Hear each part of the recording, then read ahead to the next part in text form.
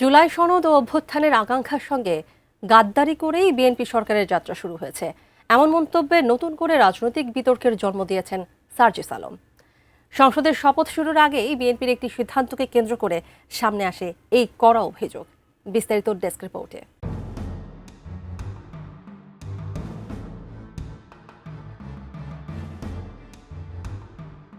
জুলাই সনদ ও অভ্যুত্থানের আকাঙ্ক্ষার সঙ্গে গাদ্দারি করে বিএনপি সরকারের যাত্রা শুরু হলো বলে মন্তব্য করেছেন জাতীয় নাগরিক পার্টির উত্তরাঞ্চলীয় মুখ্য সংগঠক সার্জিস আলম।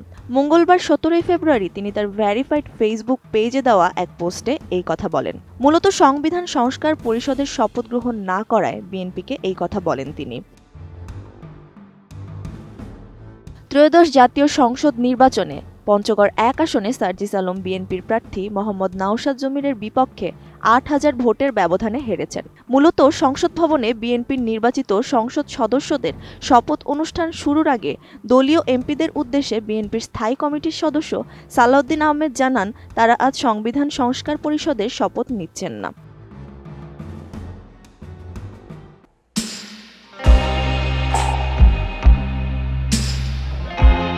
সালাউদ্দিন আহমেদ সাদা ও নীল রঙের দুটি ফর্ম হাতে নিয়ে বলেন, আমরা কেউ সংবিধান সংস্কার পরিষদের সদস্য নির্বাচিত হইনি এবং সংবিধানে এখনও এটা ধারণ করা হয়নি। গণভোটের রায় অনুযায়ী সংবিধান সংস্কার পরিষদ গঠিত হলে সেটা সংবিধানে আগে ধারণ করতে হবে এবং সংবিধান সংস্কার পরিষদের সদস্যকে কে শপথ নেওয়াবেন সেটার বিধান করতে হবে।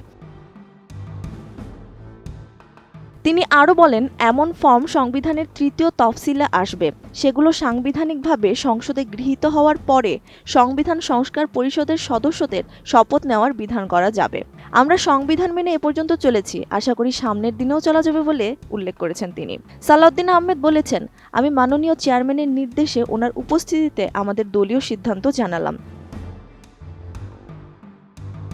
সব মিলিয়ে সংবিধান সংস্কার পরিষদের শপথ নিয়ে বিএনপির অবস্থান এবং তা ঘিরে বিরোধী নেতাদের কড়া মন্তব্য নতুন সরকারের যাত্রাপথে রাজনৈতিক বিতর্ককে তীব্র করেছে। আগামী দিনে এই ইস্যুতে সরকারের পরবর্তী পদক্ষেপ কী হয় তাই এখন দেখার অপেক্ষা। ত্রিবেণী তনু, ATN নিউজ।